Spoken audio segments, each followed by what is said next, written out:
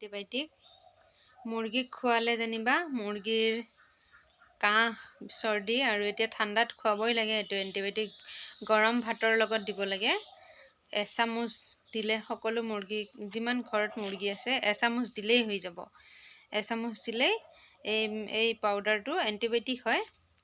100 টকা লৈছে মোৰ এইটো ৰেটটো ইয়াতে লিখা আছে। এচামুচ ৰাতিপুৱা একো নাখাওঁতে দি দিব লাগে।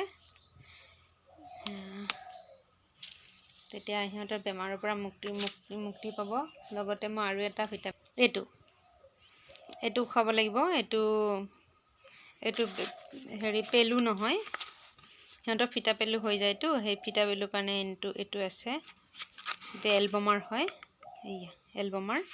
আকৌ এটা আছে, এইটো হ'ল কেলছিয়াম। এই কেলছিয়ামটো সানি একেলগতে ভাতত দিব লাগে।